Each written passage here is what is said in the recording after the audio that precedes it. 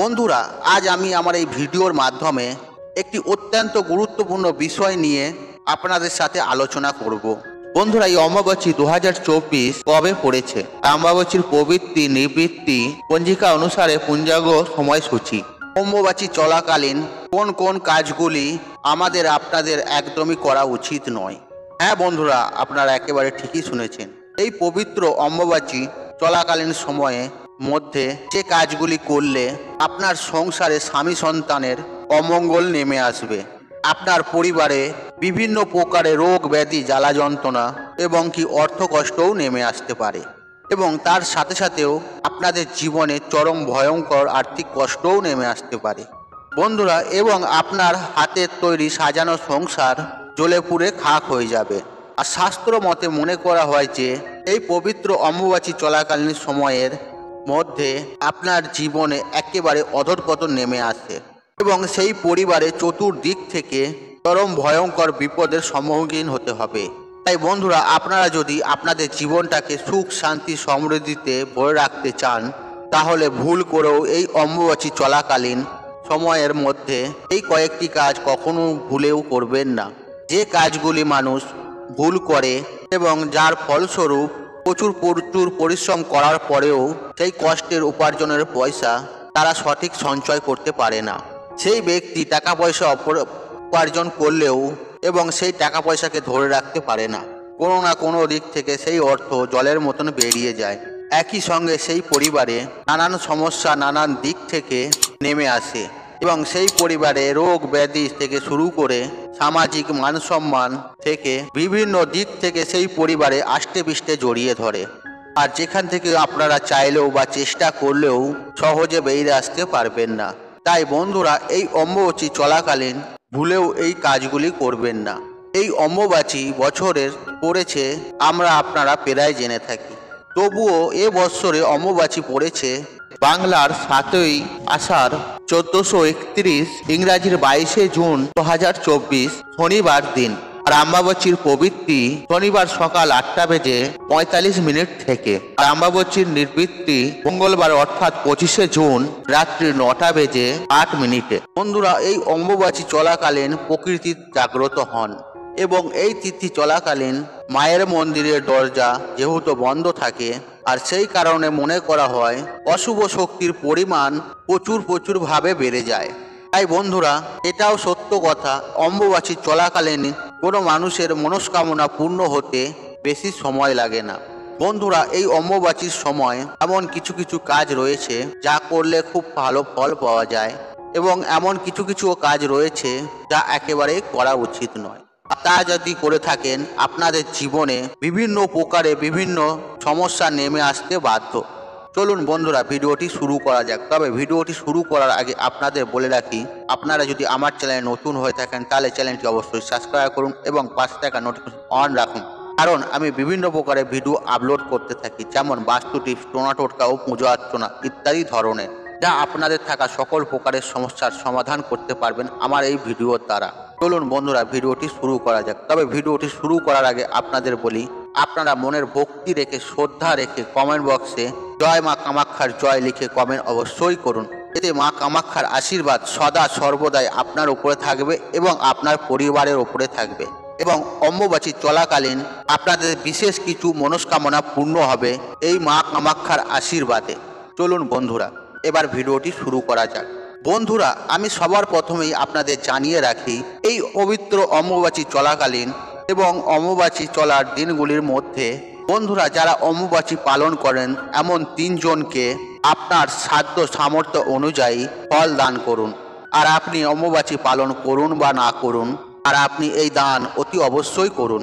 তাই বন্ধুরা, মাথায় রাখবেন, এমন 3 জনকে দান করবেন যারা এই পবিত্র অমাবস্যা পালন করছে। বন্ধুরা, এই অমাবস্যা চলাকালীন যে কোনো দিনে 5 জন ব্রাহ্মণকে আপনার সামর্থ্য অনুযায়ী ফল দান করুন। এর ফলে আপনি অত্যন্ত শুভ ফল পাবেন, আর আপনি জীবনে প্রচুর পরিমাণে পুণ্য অর্জন করতে পারবেন। বন্ধুরা, এই তিথি চলার মধ্যে যে কোনো একদিন নিজের গুরু বাড়ি যান এবং গুরুর দর্শন করুন, গুরুকে 7 প্রণাম করুন। এর ফলেও আপনারা প্রচুর রূপে আশীর্বাদ প্রাপ্ত করতে পারবেন।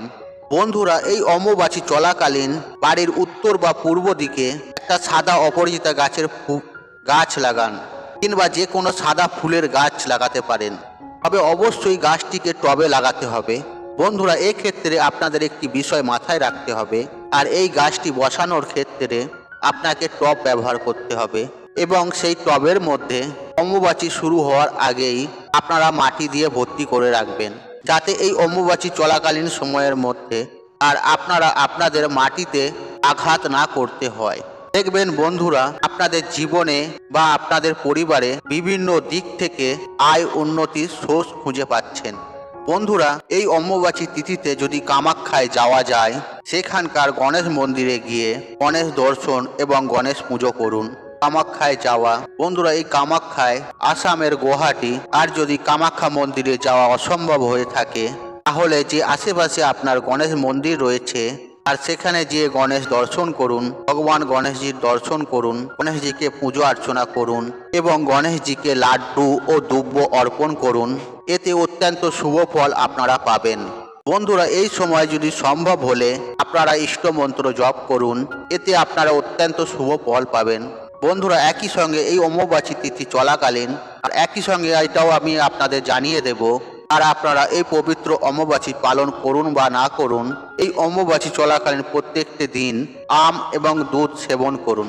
এতে আপনারা অত্যন্ত ভালো ফল পাবেন এবং মা কামাখ্যা দেবীর আশীর্বাদ ও কৃপায় আপনারা সারা বছর নিরোগ ও সুস্থ থাকবেন।